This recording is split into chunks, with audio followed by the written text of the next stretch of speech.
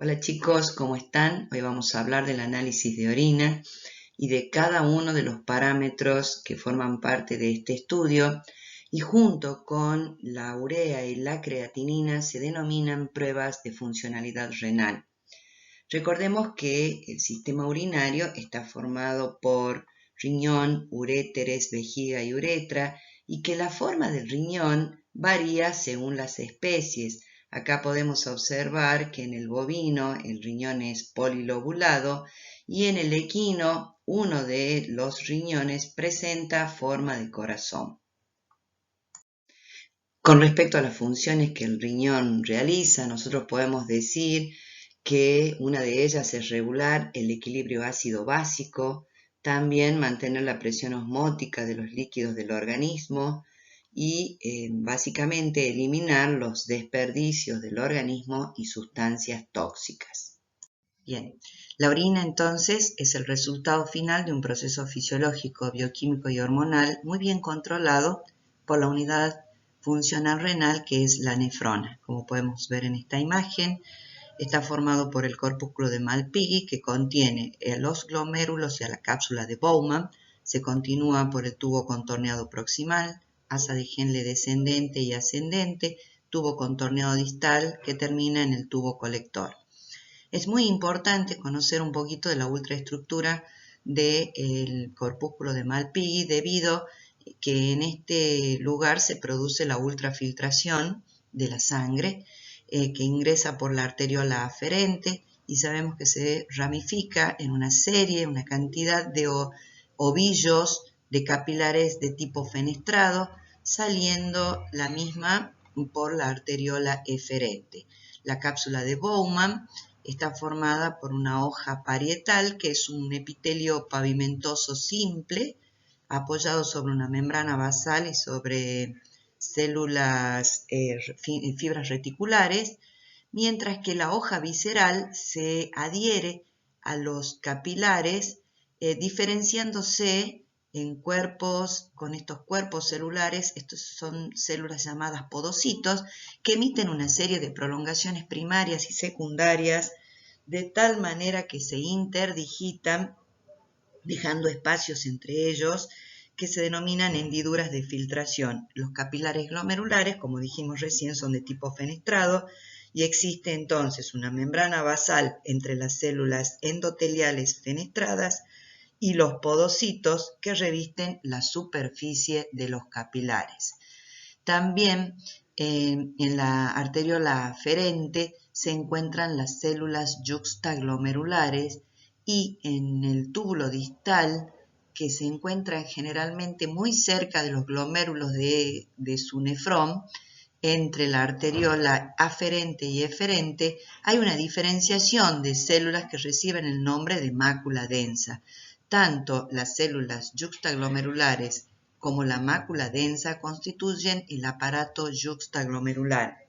Estas células diferenciadas son muy importantes ya que poseen gránulos y son gránulos de renina. La renina se libera para transformar el angiotensinógeno en angiotensina y que va pasando de angiotensina 1 a 2 y que presenta efectos fisiológicos muy importantes como son los de aumentar la presión sanguínea y la secreción de aldosterona por la corteza suprarrenal.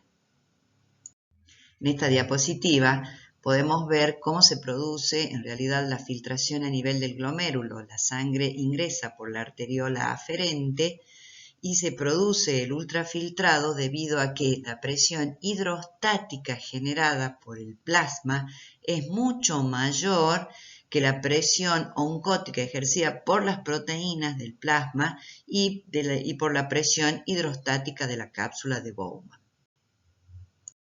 Acá podemos observar de una manera más gráfica el ultrafiltrado que se produce a nivel capilar, en donde tenemos los glóbulos rojos, la albúmina, que es una proteína que no filtra, urea, creatinina, glucosa, iones como sodio, potasio, cloruro, hidrógeno, ácido carbónico como hidrógeno carbonato, y podemos ver que atraviesan los poros del capilar fenestrado y también la membrana basal glomerular, incluso hasta el epitelio de la cápsula de Bowman para llegar hacia la luz del túbulo proximal.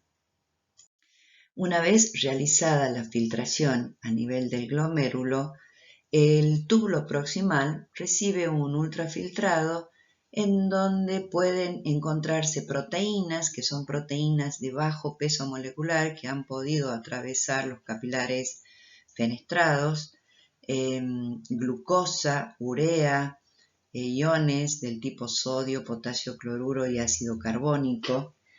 El túbulo contorneado proximal está formado por un epitelio cúbico simple y es aquí en donde comienza a realizarse el proceso de reabsorción. El citoplasma de estas células es acidófilo, debido a la presencia de numerosas mitocondrias que, acuérdense que las mitocondrias son las encargadas de producir ATP, es decir, energía, para absorber tanto la glucosa como el sodio y las proteínas que lo hacen a través de transporte activo, a diferencia de los iones cloruros y de la urea que lo hacen por transporte pasivo. Las proteínas se absorben y por un proceso de pinocitosis aparecen en vesículas asociadas a lisosomas que luego dentro de esos lisosomas se produce la digestión de las proteínas liberando aminoácidos y estos aminoácidos pueden ser utilizados por la propia célula tubular o bien devueltos a la circulación sanguínea para su utilización posterior en otras células.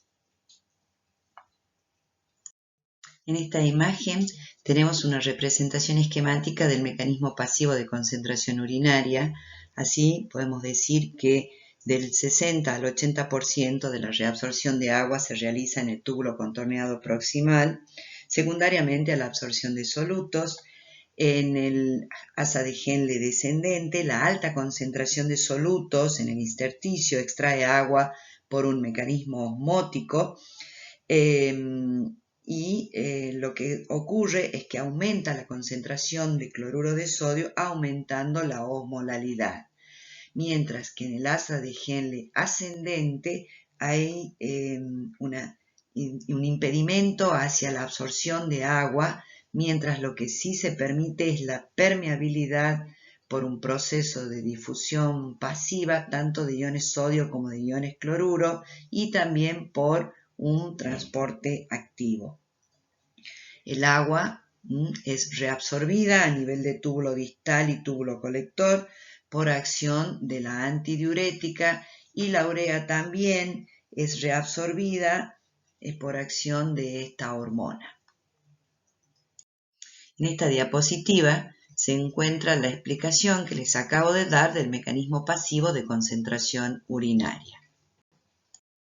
Recordemos que la muestra de orina puede obtenerse por elección espontánea, puede realizarse un sondaje uretral o bien una cistocentesis. ¿Cuál es el momento de extracción ideal? Bueno, la primera orina de la mañana, y si esto no es posible, 3 horas después de la alimentación. Y los recipientes de recolección para la micción espontánea deben estar limpios, deben estar secos y en lo posible pueden ser de plástico y si no de vidrio muy bien lavados. Con respecto a la conservación, si la muestra no va a ser reportada al laboratorio en ese mismo momento, se guarda en heladera y se transporta siempre en frascos herméticos de telgopor en lo posible. Siempre es importante que la muestra vaya identificada con la procedencia, los datos del paciente, cuál es el material remitido, fecha y hora de extracción, el método de recolección es fundamental, como ya vamos a ver más adelante, si se ha conservado y qué estudio es el que se solicita. En el urianálisis o análisis de orina vamos a evaluar pruebas físicas, pruebas químicas y vamos a realizar también un examen del sedimento. ¿Qué aspecto puede tener la orina? Bueno, límpido sería lo normal en caninos, felinos y ovinos, es decir, totalmente transparente.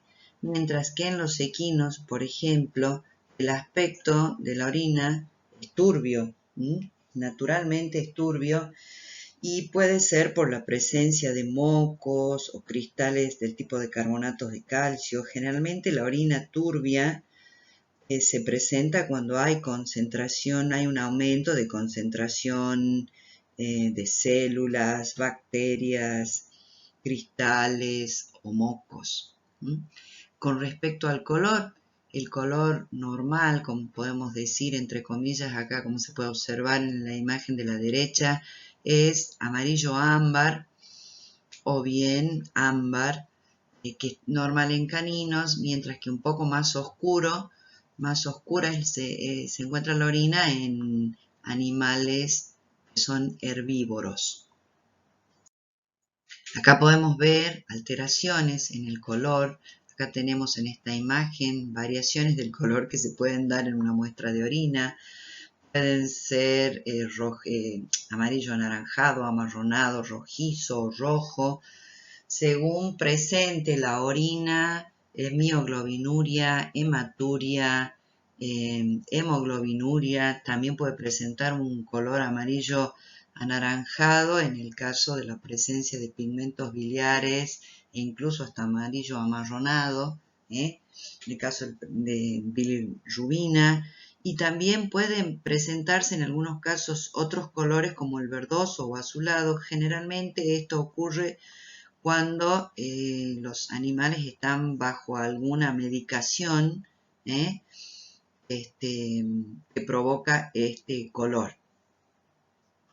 En este cuadro podemos observar el volumen de orina de acuerdo a las diferentes especies por litros y por día. En el equino, por ejemplo, podemos ver que el volumen de orina formado es de 12 a 17 litros, en los caninos de medio litro a 2, en los felinos prácticamente es ínfima la cantidad de orina que ellos forman y siempre es muy concentrada.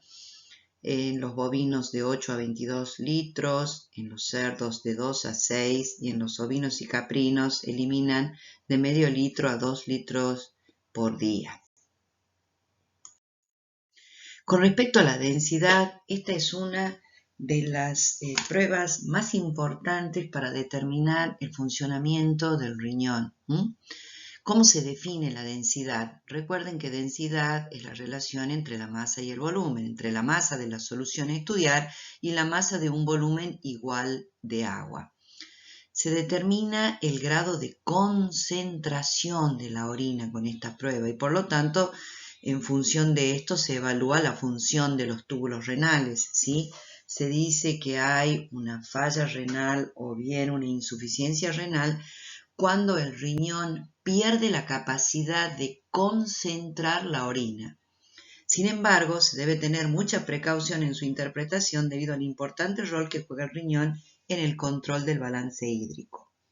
Tal es así que si la ingestión de agua es abundante, la densidad tan baja como 1,005 podría ser normal debido a la necesidad del riñón de excretar agua. En cambio, en casos de extrema deshidratación, el riñón, frente al esfuerzo de retener agua, puede concentrar la orina y obtener valores tan elevados como 1,045.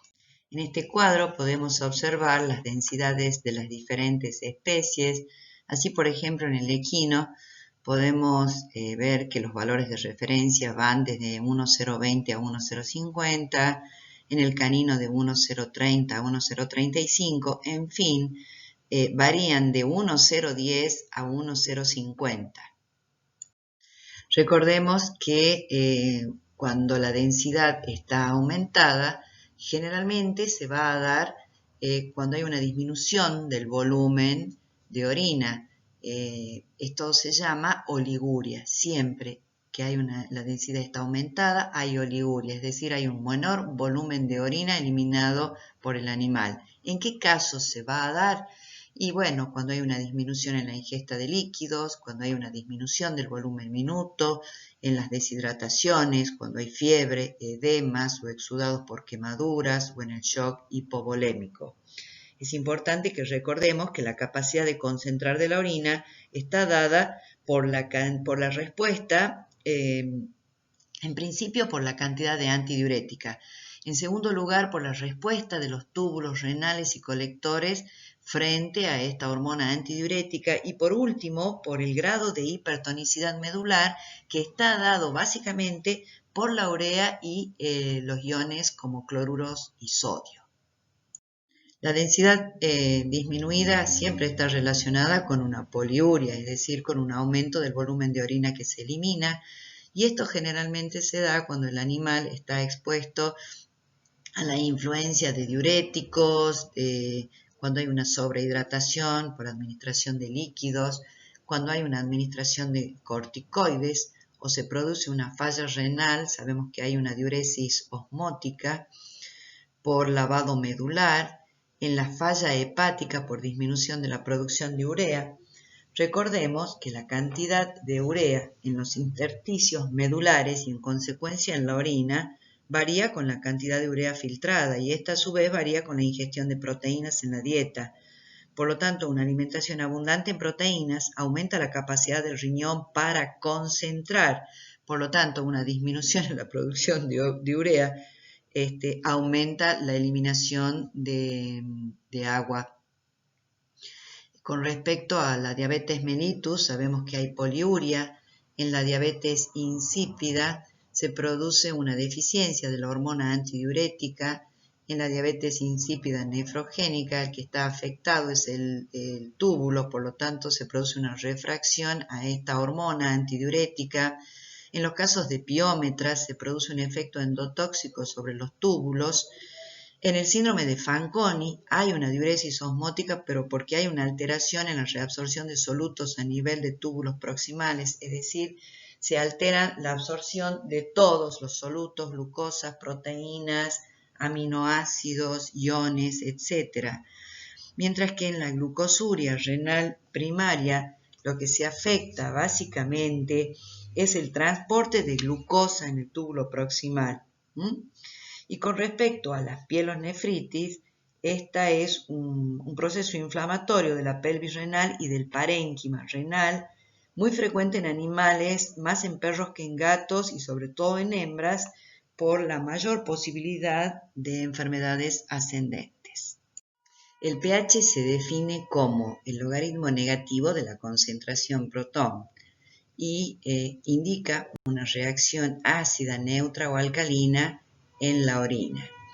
Está determinada por la regulación renal de los niveles de bicarbonato y protones sanguíneos y está muy influenciado por la dieta. Así, por ejemplo, los pHs alcalinos generalmente se deben a herbívoros, como en el caso de bovinos y equinos, ovinos y caprinos, omnívoros, como en el caso de los porcinos, y carnívoros, como en el caso de caninos y felinos.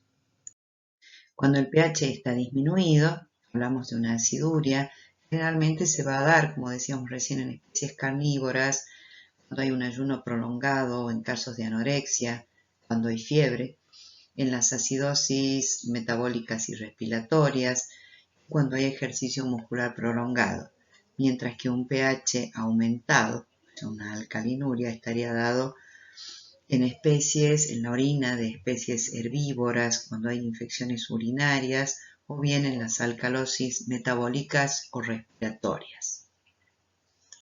Ahora vamos a hablar de las pruebas químicas. Estas se realizan con tiras reactivas.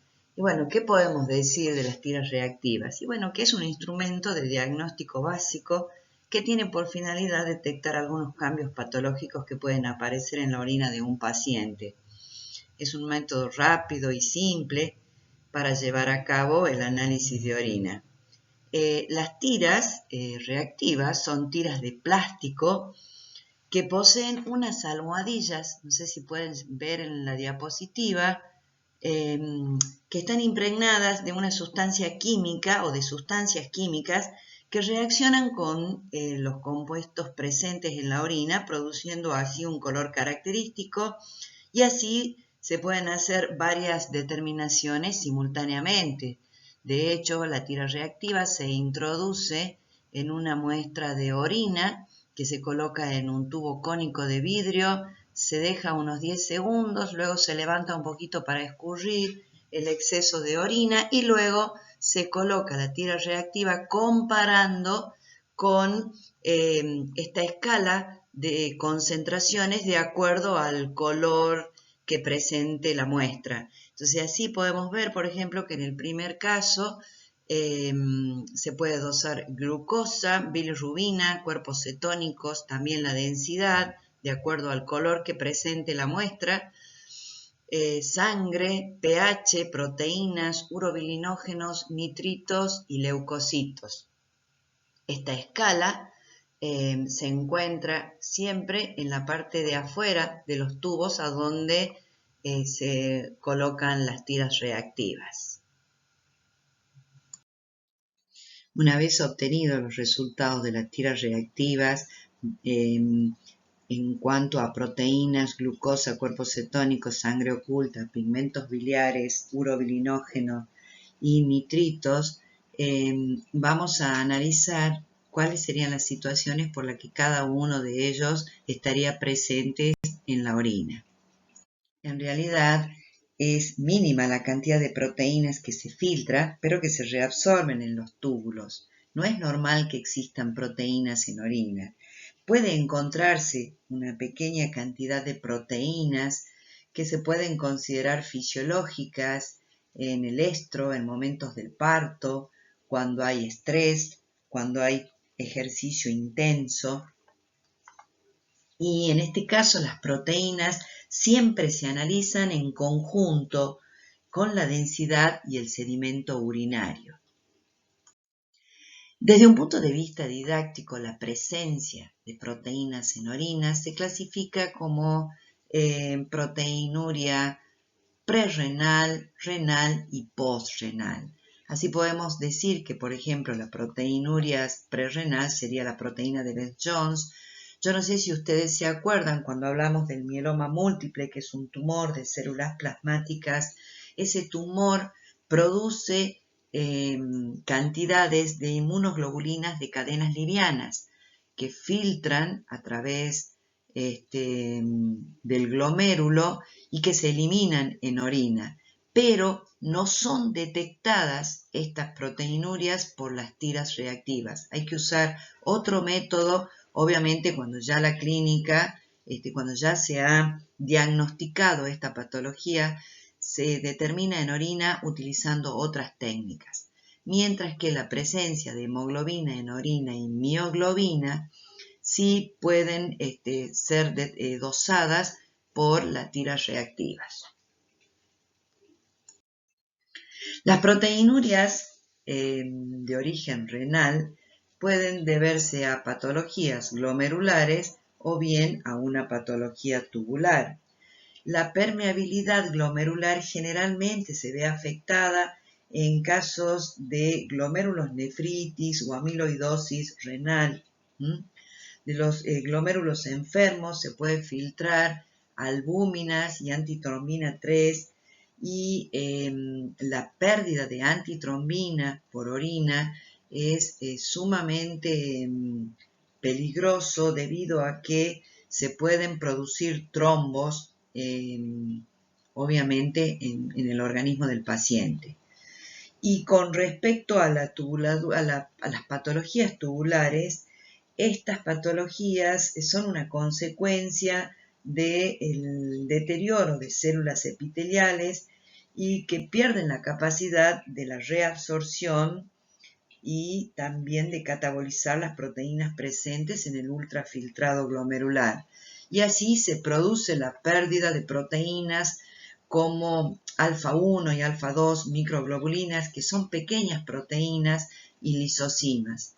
¿Cuáles serían los agentes etiológicos de en este caso? Y bueno, el uso de antibióticos aminoglucósidos, las ciclosporinas, metales pesados, plomos, metales pesados como el plomo, analgésicos del tipo de antiinflamatorios no esteroides, isquemia y enfermedades metabólicas como el síndrome de Fanconi. Y también tenemos las proteinurias postrenales, que generalmente se da cuando hay inflamación de las vías urinarias inferiores, que puede ser tanto del tracto urinario como del tracto genital. Se acompaña generalmente con hematuria y opiuria, en donde la cistitis es el ejemplo más común. La glucosa no es normal que se encuentre en orina. Sabemos bien que la glucosa se filtra a través del glomérulo y luego es reabsorbida por transporte activo a nivel del túbulo contorneado proximal. Por lo tanto, si excede ese umbral renal, sí se elimina en orina. ¿En qué casos vamos a tener glucosuria? Bueno, esta glucosuria puede ir acompañada de hiperglucemia, que es en el caso de, vamos a encontrar hiperglucemia y glucosuria cuando hay una glucosuria emocional, cuando hay una alimentación rica en carbohidratos, por la administración de soluciones glucosadas, en la diabetes mellitus, en pancreatitis aguda o crónica, cuando hay aumento de hormonas tiroideas o bien aumento de hormonas adrenales como los corticoides. Y esta glucosuria no va a estar acompañada de hiperglucemia solamente cuando la glucosuria es de tipo renal, es decir, que afecta solamente a los túbulos. Los cuerpos cetónicos son el ácido acético, la acetona y el beta-hidroxibutírico, que provienen de la oxidación de ácidos grasos como fuentes de energía. No es normal que existan cuerpos cetónicos en orina, excepto en bovinos y ovinos que se puede aceptar solo una cruz. En ellos es normal la presencia de cuerpos cetónicos. ¿Y en qué casos podemos encontrar cetonuria? Puede ser leve en perros y en gatos desnutridos, también en los casos de diabetes mellitus canina, cuando hay fiebre elevada, cuando hay ayuno prolongado, en la inanición. En rumiantes se asocia con un metabolismo de los hidratos de carbono anormales. En los bovinos, cuando las vacas tienen alta producción láctea, hay una mala alimentación, en los casos de anorexia, y en ovinos durante la preñez. Con respecto a los pigmentos biliares, no es normal que existan pigmentos biliares en orina, excepto en caninos. Esto es muy importante tener en cuenta, que puede conjugar la bilirrubina a nivel tubular. ¿Y en qué casos vamos a encontrar bilirrubinuria? En todas las especies con procesos posthepáticos u obstructivos a expensas de la bilirrubina conjugada, que recuerden es soluble y es la única que puede atravesar el glomérulo. En los caninos presentan bajo umbral renal de bilirrubina. Por lo tanto, si aparece una cruz en orinas concentradas, no es de importancia, pero si aumenta a 2 o a 3 cruces, ya es importante porque, por lo tanto, se van a pedir todas las pruebas sanguíneas justamente para corroborar esta presencia del pigmento biliar. Bien, recordemos que el urobilinógeno se produce a nivel intestinal por reducción bacteriana de la bilirrubina conjugada. Parte se reabsorbe vía portosistémica y los residuos aparecen en heces en forma de estercobilina. Cuando pasa a la circulación general, el 80% es excretado por hígado y el 20% por vías urinarias. Por lo tanto, es normal la presencia de urobilinógeno en orina. ¿En qué casos va a estar aumentado el urobilinógeno? Cuando hay una enfermedad hemolítica porque hay una mayor producción y cuando hay una disminución de la velocidad del tránsito intestinal, por lo que hay una mayor reabsorción. Y estaría disminuido, es decir, la ausencia del pigmento va a ser significativa recién si persiste varios días, cuando hay una colestasis intestinal por falta de producción, cuando hay alteración de la flora bacteriana intestinal, cuando hay una poliuria de la enfermedad renal en los casos por dilución, y cuando el tránsito intestinal es acelerado porque hay una menor reabsorción. La sangre oculta en orina tiene mucha importancia debido a que puede deberse a la presencia de hemoglobina, mioglobina y en menor grado de eritrocitos o lo que se llama normalmente hematuria. La presencia de hematuria puede deberse, por ejemplo, a hemorragia en vías urinarias. La hemoglobina generalmente tiene que ver con una destrucción intravascular de los glóbulos rojos y la mioglobina es una proteína que también posee un grupo heme y un átomo de hierro al estado de hierro más 2 y también tiene como función fijar el oxígeno, pero está presente tanto en el músculo esquelético como en el músculo cardíaco.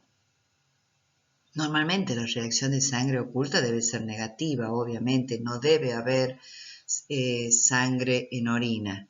¿Cómo podemos diferenciar tanto la hemoglobina como la mioglobina y la hematuria? Bueno, para diferenciar hemoglobinuria de hematuria, es decir, la presencia de glóbulos rojos enteros y glóbulos rojos lisados, lo que se hace es centrifugar y se observa el sedimento. Como podemos ver en esta imagen, acá tenemos una muestra de orina centrifugada en donde si realmente hay glóbulos rojos enteros, se encuentran todos en el sedimento y el sobrenadante presenta el color característico de la orina, que es ese color amarillo ámbar.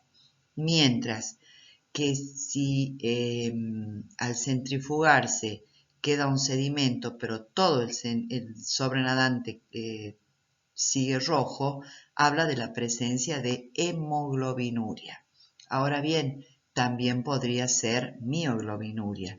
Entonces, para diferenciar cuál de las dos es, de qué estamos hablando, en realidad lo que se hace es agregar sulfato de amonio, el cual precipita a la hemoglobina y el sobrenadante queda con el color natural de la orina. Acá lo podemos ver en la imagen de la derecha, en donde si agregamos a esta orina oscura de color rojo sulfato de amonio y centrifugamos, vamos a observar que en el sedimento, si es hemoglobina, va a precipitar y en el sobrenadante va a quedar el color amarillo ámbar característico de la orina. Mientras que si agregamos sulfato de amonio, centrifugamos y queda todo de color rojo, indica que estamos en presencia de una mioglobinuria. ¿Se entiende? Con respecto a la hematuria, es decir, a la presencia de glóbulos rojos en orina, esto puede deberse a una inflamación o como en el caso de la pielonefritis, uretritis, cistitis, prostatitis, vaginitis, etc. En traumas como vejiga, uretra o riñón, en el caso de neoplasias de vías urinarias o del aparato reproductivo, también la presencia de parasitosis produce hematuria, como la dioctofima, cafilaria y larvas de dirofilaria, y también cuando se produce la ingestión de tóxicos como cobre, mercurio, arsénico y talio. La hemoglobinuria se va a presentar cuando hay una hemoglobinemia intensa y en un corto periodo de tiempo, y la mioglobinuria cuando hay mioglobinemia debido a un daño de las fibras musculares. Ahora bien, con respecto a los nitritos, no es normal la presencia de nitritos, que cuando se va a observar una nitrituria o la presencia de nitritos en orina, cuando haya procesos infecciosos que sean producidos por bacterias, entonces estas bacterias tienen la capacidad de reducir los nitratos a nitritos, observándose un cambio de color en la tira reactiva y de esa manera indicando que hay un proceso infeccioso. Bueno, llegamos finalmente al sedimento urinario y como ya lo explicamos en diapositivas anteriores, la técnica es muy sencilla porque se homogeneiza la muestra, se centrifuga a baja velocidad a unas 2000 revoluciones por minuto durante 5 minutos, prácticamente unos 10 mililitros de orina, que es el volumen que contiene un tubo de vidrio cónico de los grandes.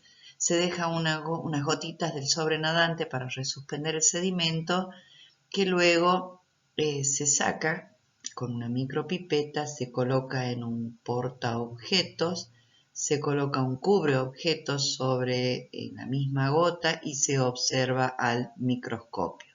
Es un examen en fresco el que se realiza. Vamos a observar células en el sedimento.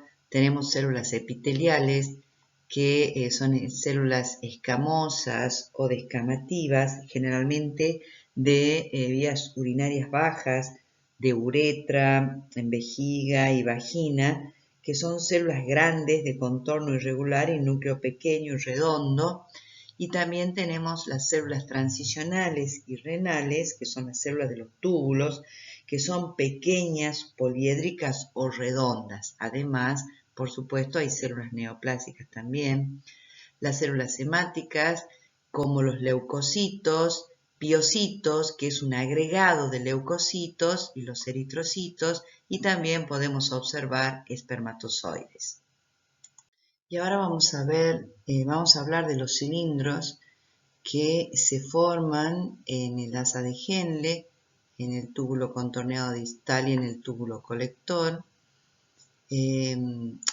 por precipitación de la mucoproteínas de TAMS y Horsfeld, que es segregada en estos lugares que dijimos recién, asa de Henle, túbulo colector y distal, y para eso se tienen que dar condiciones como de bajo flujo, sales concentradas y pH bajo. Se forma una estructura de este tipo, color transparente, es el cilindro hialino, y obviamente usa como molde la forma de los túbulos. Podemos observar que si este cilindro se llena de células epiteliales, recibe el nombre de cilindro epitelial, ¿sí? O celular.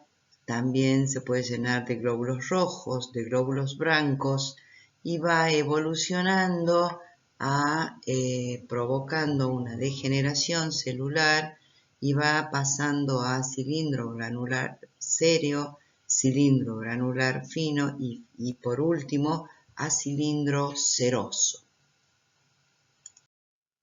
Tenemos que dejar en claro que la presencia de cilindros no es normal. Generalmente está asociada a una proteinuria y está asociada a alteraciones a nivel de los túbulos renales.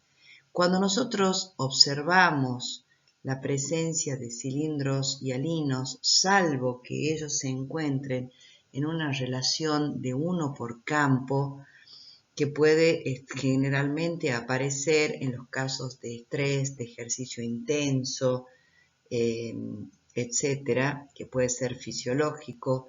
La presencia del resto de los cilindros indica serias patologías a nivel de los túbulos. En este caso podemos ver un cilindro celular cargado de células epiteliales. Acá tenemos los cilindros céreos, ¿sí? Como lo podemos observar, y acá cilindros grasos. Bueno, podemos también ver gotitas de lípido en el mismo extendido. Los cristales también se pueden observar en el sedimento, pueden ser de oxalatos cálcicos mono y dihidratados, también pueden ser de ácido úrico en pH ácido.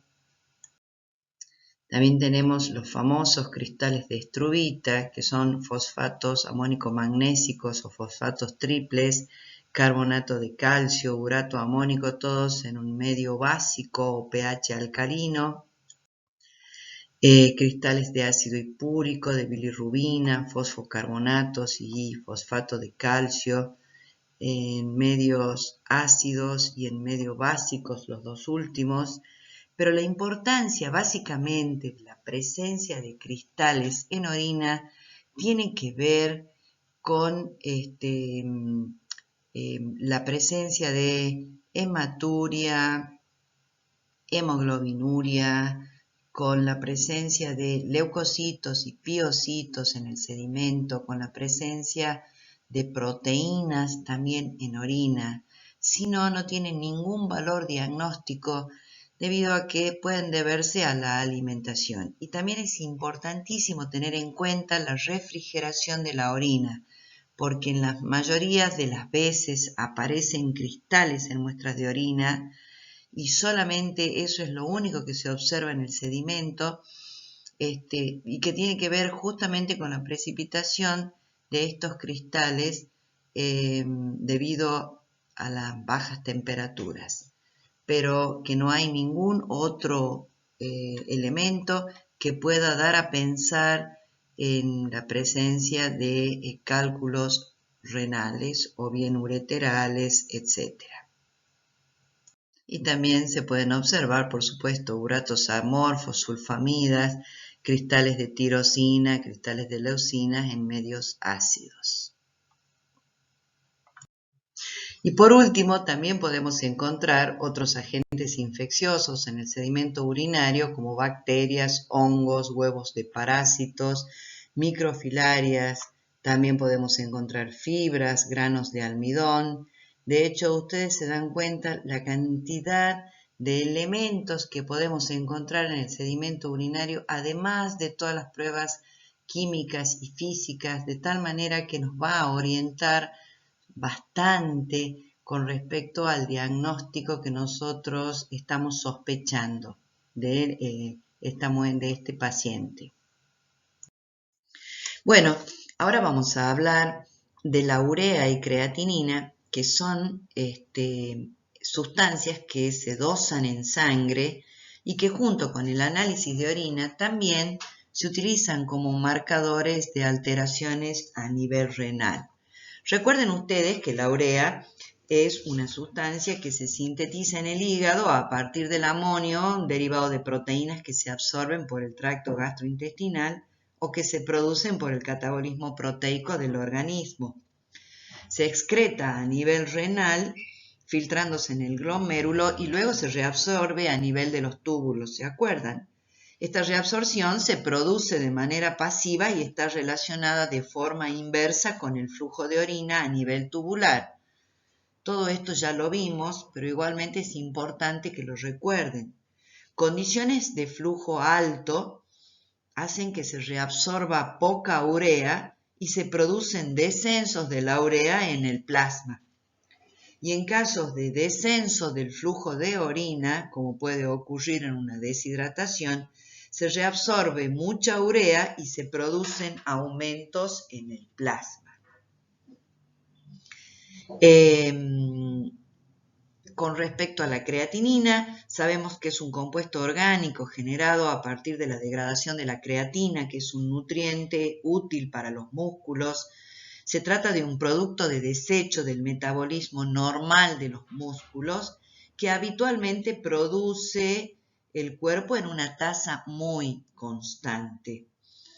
La creatinina va a estar influenciada sobre todo por la masa muscular y aumentos de la masa muscular pueden producir aumento en sus valores. De hecho, por ejemplo, dentro del límite superior del intervalo de referencia se encuentran los perros de raza Greyhound que tienen mucho músculo. Y para excretarse se filtra por el glomérulo, pero no se reabsorbe a nivel del túbulo, por lo tanto se considera un mejor marcador de la filtración glomerular que la urea, ya que no se afecta por la función tubular.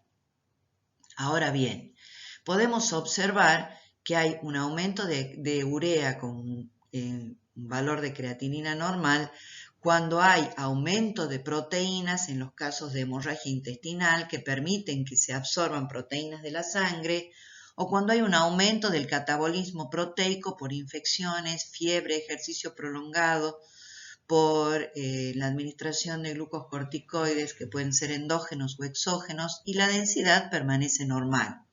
Ahora también podemos ver la misma situación con una densidad aumentada, y esto se da generalmente cuando hay una disminución en la perfusión renal en casos de deshidratación que pueden ser secundaria a vómitos o diarreas y por una enfermedad cardiovascular también. Y la misma situación de encontrar la densidad aumentada cuando hay disminución de la perfusión renal se da cuando hay una deshidratación muy severa, pero a tener en cuenta ya recién, en este caso aumenta la creatinina también. Fíjense que hasta ahora estas son todas situaciones en donde hay aumento de urea y creatinina o bien solamente aumentos de urea por causas totalmente ajenas al riñón. En cambio, cuando podemos observar urea y creatinina aumentadas con una densidad disminuida entre 1,008 y 1,012, que es la densidad del plasma, se habla de que hay isostenuria, es decir, que el riñón no cumplió con la función de concentrar la orina y en estos casos estamos en presencia de una insuficiencia renal. Fíjense que para que se detecte una insuficiencia renal, es decir, un aumento de urea y creatinina por una insuficiencia renal, recién debe haber un 75% de neuronas no funcionales. Es decir, que mientras tanto no se pueden detectar daños renales leves, ¿entendido?